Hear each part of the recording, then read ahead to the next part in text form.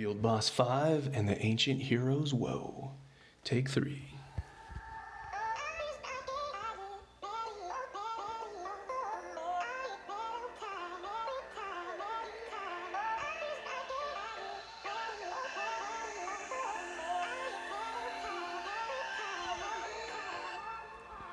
Welcome back. This is the third attack on Guild Boss 5, featuring the Ancient Axe. The first attack we did 11.7 million, then the next attack we did another 11 million. This would be the third attack, and so hopefully we don't screw it up. We actually had everything line up well. We're starting to figure out the cadence of the tank attacks and then weaving everything in where it should be. Hopefully saying all that does not jinx me and screw up this run, because we totally could do that, but I like it because it gives you enough motivation. This boss gives you enough motivation to actually want to manual and to want to do meaningful attacks and meaningful team synergies. It's really the next level of a turn-based game like this, where it actually makes things matter, and I appreciate that, I gotta say. That was a big 4 SP absorb, so we're not starting off the way that I want. Definitely not starting off the way that I want. Oh my goodness. Yeah, that's pretty bad. But whatever, we'll deal with it. We'll do our rotation. I probably should try to keep Vuk a little bit more full on SP, to pump more SP into our DPS boys. Maybe I should be doing that. I guess it doesn't really, I said it before, I guess it doesn't really matter on Vuk because he can't give himself SP. The only thing that he can eat up from the team is the defender procs. So it would go from, it would be the defender procs, and I guess my NG per turn proc kind of happens sometimes too. So I don't know. Maybe it's not enough of a worry for me to actually add another thing that I need to consider to the rotation. Because I could use the 1 SP here and keep him rather close to full, or I could do the 2 SP, whatever. We'll just keep doing the 2 SP. It's working. The reason why I'm really kind of like fretting over it is because, not for this boss, we have it on farm, you guys know that, but for future bosses, it's like, what is really the ideal rotation? Do I want to overflow SP on the tank and on the NG and just completely pump on everybody? That's probably not the best phrasing of that, but you get it. But then Vuk loses some damage, but how much is my team gaining more damage than Vuk is going to lose? You know what I'm saying? I don't know. There's probably a mathematical answer to this. But I'm not too worried about it. I can show you guys the loot because the boss is now under 60%, as you can see here. So I'll show you guys the loot. Whatever we drop. We got some stuff last week, not a big deal. Nothing exciting to report.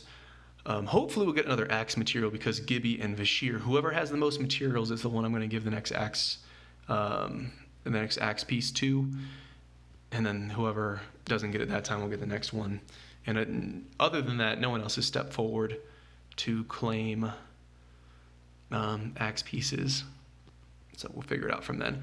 But making the guild materials, you can get those axe stone crafting materials from guild currencies, so that helps a ton. It makes it a lot more accessible.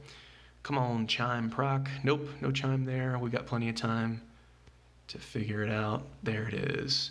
The leeching heals Vuk, the chime heals everybody else. Beautiful strategy. Thunder Fury doing good stuff. Okay. All right. So this is good. This is a good example. I do the debuff on the boss. Gibby will do a full launch, and then I will buff Vashir with the full launch because Vuk will go before Vashir goes. Yeah. And buffing Gibby / Vashir, it's kind of, their stats are so close that I might as well just get whoever is more convenient to click on. Hopefully Vuk gets SP. Vuk might not have SP. He does not have SP. Okay, that was a big problem. Well, shoot. Because Vuk only gives himself SP and half. I keep thinking Vuk gives himself 2 SP. He actually gives himself 1.5 pips of SP. So that's okay. I can grab the guys on the next go around. I'll do the 1 SP there so he can give somebody else SP. My tank got it, I believe. Not optimal. And then I won't use his full launch because he does not have the SA buff. So we got to do it next time. Although, if Vuk goes, I think Diver will go before the boss. That might be wrong. Apparently, you can't compare the length of the initiative bar between each, because right now the initiative bar would say that it would say that Gibby goes next, and then the boss goes, and then Diver goes. But I've been wrong on that before. It hasn't really added up like that. So you know what? I'm gonna try to buff Vashir now. This might be a problem. If the boss attacks next after this, we're kind of screwed. Yeah, okay, we got screwed. We screwed up. Hopefully we get good RNG. Don't get absorbed. Good. Ho ho ho ho! Super lucky. So I actually screwed that up. But the RNG, since the full launch used the 4 SP skills, it only attacked twice. So that was what was going on. And all I need to do now is get the debuff and then buff Vashir, and we are good to go. Okay. Whew.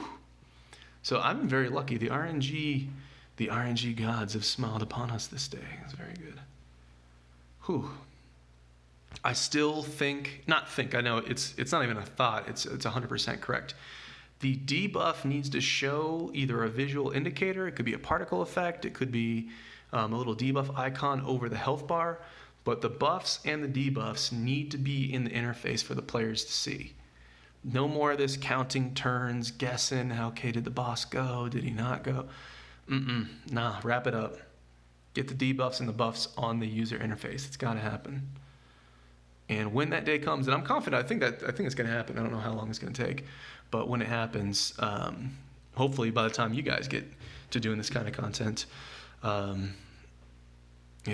hopefully the way will be paved and everything will be nice and convenient. Hopefully. We'll see. Third attack, all I need to do is get Vashir buffed and get his full launch. How hard could that be? I think I can do it on the next tank buff at 11. My tank will go at 11. One thing I could do is I could always keep 1 SP on Vuk, and then I'd never be in the situation where he can't use the buff when I want. So that's something I could do to make things more convenient for myself. I think everything will line up.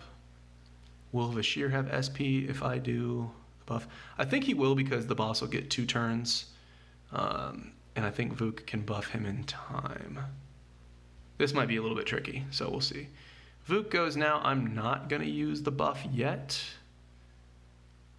Vashir might actually get the proc and be ready to go. Okay, I could have done it there. That's a little bit unfortunate. But there was a couple different options where the SP could have gone, and it might not have gone to Vashir, so I probably should have been safe and just let it overflow, let his SP overflow for 1 turn, but I'm actually hoping that he'll get SP procs.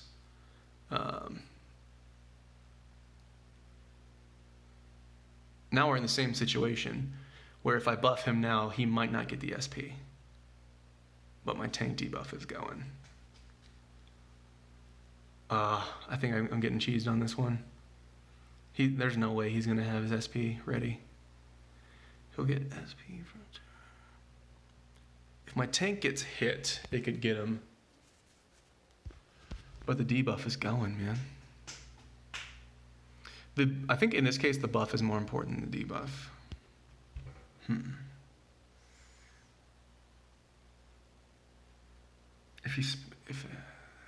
No, the SP can hit 3 targets, man. It's not. Let's see where the SP goes. The SP went to the tank, so not using it there was actually correct. And then Vashir would not have been ready for his buff. So Vashir is going to fall off of the SO buff. I should have played that one more safe and waited till turn 6 for my tank, but whatever. Now we have the SO buff. The SO buff is over, but we'll put the SA buff on Vashir. He'll do his full launch. Please don't block anything. Oh, wow. 1 dodge. I'll take 1 dodge. Okay.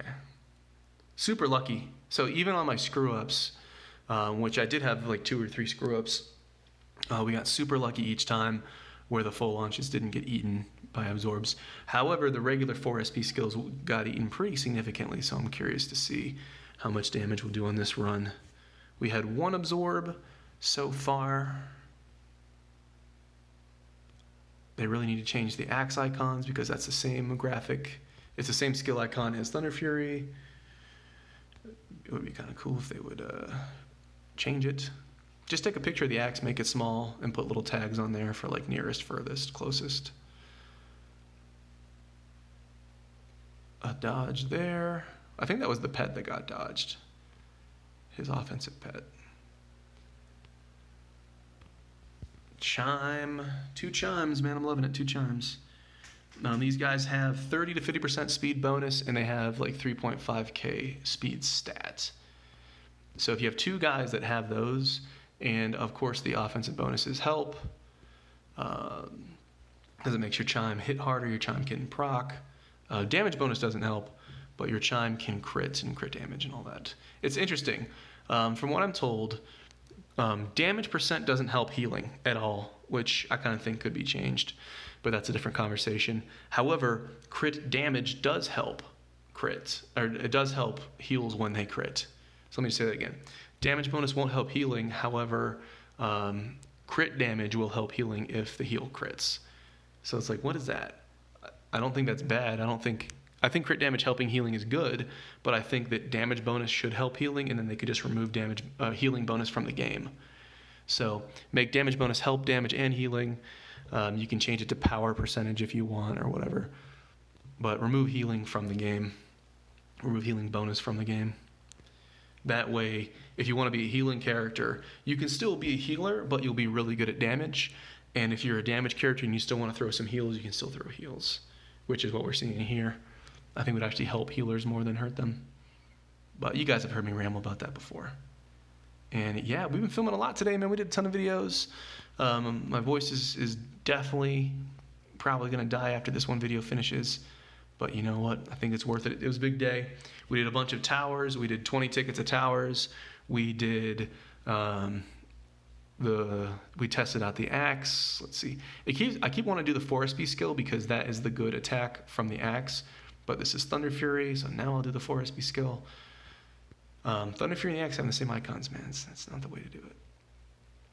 But I gotta say, the things I'm complaining about these days is actually rather minor. The game is in such a good situation. New content's coming. Things are changing. Improvements are happening. New gear's happening.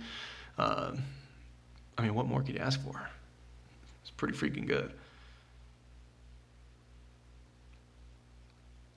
We can get twice as many legendary catchers, so you can go like a Pokemon man.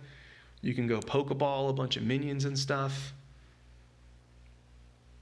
I'm excited, man. You might actually see me in my lifetime upgrade Sword God and Orbit Goddess. I might actually upgrade Orbit. I could probably +8 her tonight if I wanted to. But we'll figure it out. Tomorrow's another day. Tower's another thing.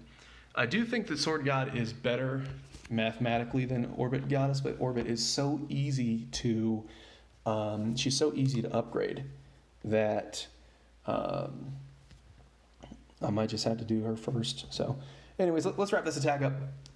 Let's wrap it up, and then we will total up the damage. We'll see, did Vuk beat me this week? This would be the first time that Vuk would have beaten me in the Team 1 DPS meter. And I'll give him a thorough amount of harassment. But the team did all the things I wanted. My errors were small, and the game actually covered for me. Woohoo! Yes! I might be the highest damage on Diver so far. I don't think a screenshot. Mom, get the camera.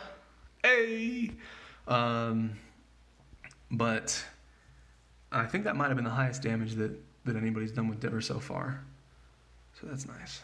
All the little things to flex about are worth flexing about. It just makes things more fun. So let us go and click on guild. I'll show you the auction real quick. What is this? Never seen that in my life. 40% crit damage katana. Kung Fu. Oh, people wanted this.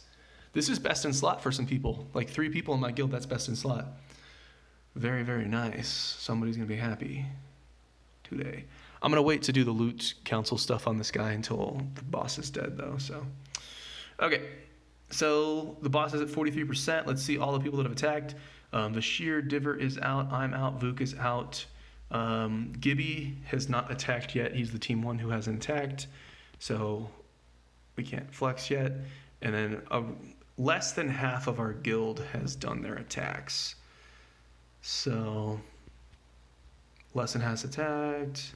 This might be a little bit tighter. No, Gibby's going to do like 10% by himself. He's going to do big things, so yeah, we're not sweating.